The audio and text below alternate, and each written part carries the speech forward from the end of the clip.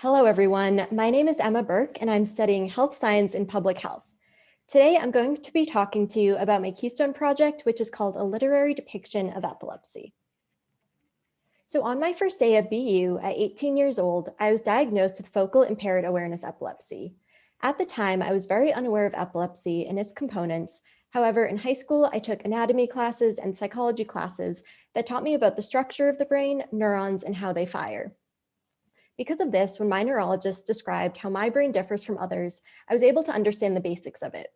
However, I know that many people are diagnosed with epilepsy at a young age and are not really given the opportunity to fully understand their diagnosis, which can lead to feelings of isolation and confusion. While doing research for this project, I read many children's books about epilepsy, and many of the children's books I read said things like, oh, the character has a problem with their brain, or the main character has a different brain, without really describing why their brain is different.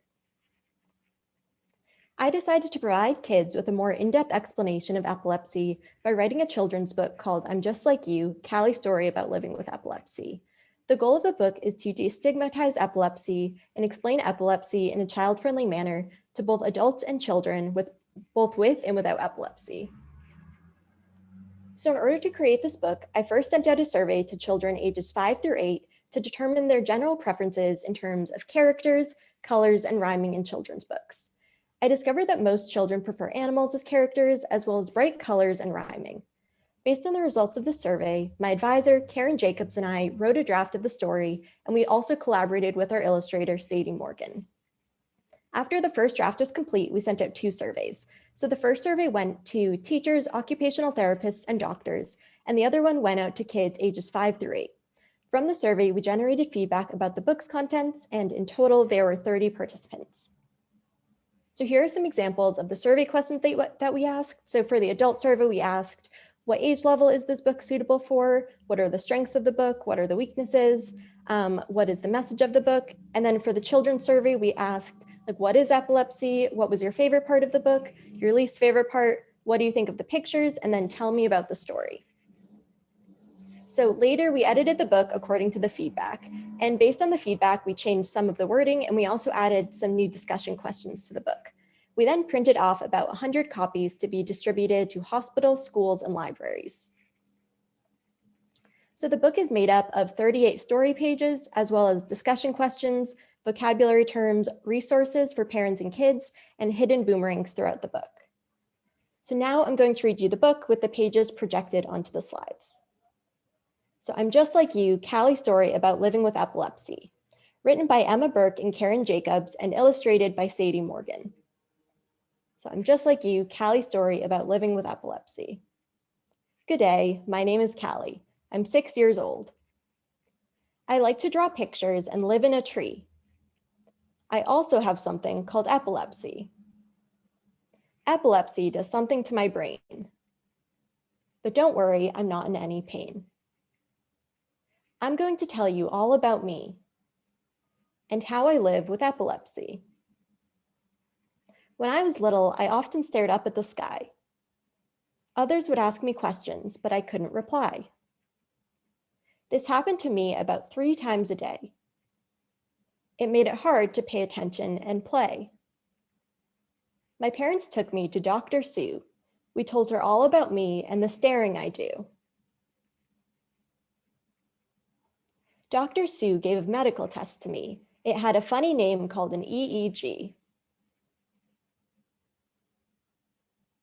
Dr. Sue put stickers all over my head.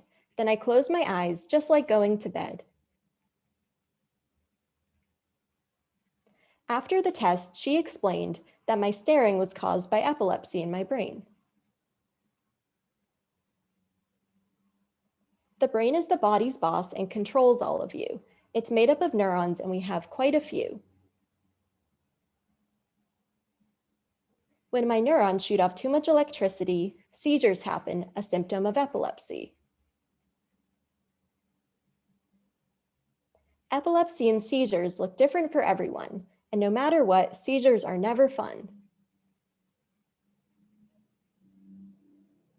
I need to take medicine every day, and we don't know if my seizures will ever go away. But with Dr. Seuss' help and my parents' support, I have fewer seizures and can play my favorite sport. It's boomerang. My brain may be different from yours, it's true, but I can still do the same things as you. If you see me staring or I can't reply, I hope that now you can understand why. And even though I have epilepsy, I still love my life and I love me. So towards the end of the book, we have 4 discussion questions. And the goal of these questions was to explain any further confusion that children may have after reading the book. So one of them is, who gets epilepsy? As of 2019, around 50 million people around the world have epilepsy. It affects both children and adults from all countries, and even animals. Epilepsy isn't contagious. We also have a question that says, how do you think Callie felt after having a seizure? And the point of this question was to really make sure kids are staying compassionate, because epilepsy can be a sensitive subject. So people have many feelings after a seizure. Callie may have felt sad, scared, tired, frustrated, or shaky. It is important to always be kind and understanding to our friends, no matter what they are feeling.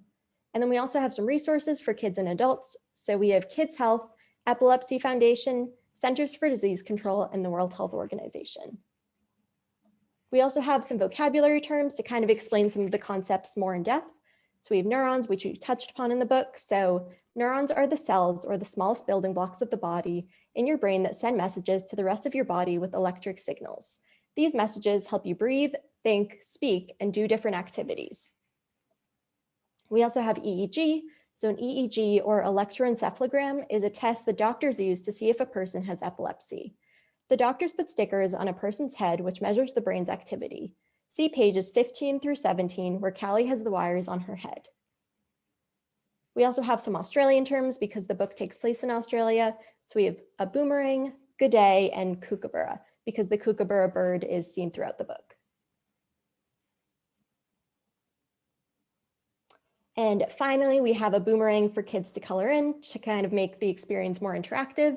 And we also have 21 boomerang shapes hidden throughout the book to make sure kids are kind of paying attention to the book and that it's a more interactive experience. So the books are currently in the process of being distributed to schools, hospitals, and libraries around New England. So far, we've gotten a really positive response from everyone who's read the book. We hope that this book will increase the amount of children's books related to epilepsy, which will contribute to disability literature. Overall, this book will educate children and adults, both with and without epilepsy, while also destigmatizing it and providing more open conversations for children about their diagnoses. Thank you so much for listening and for learning about my project, and I can take any questions now.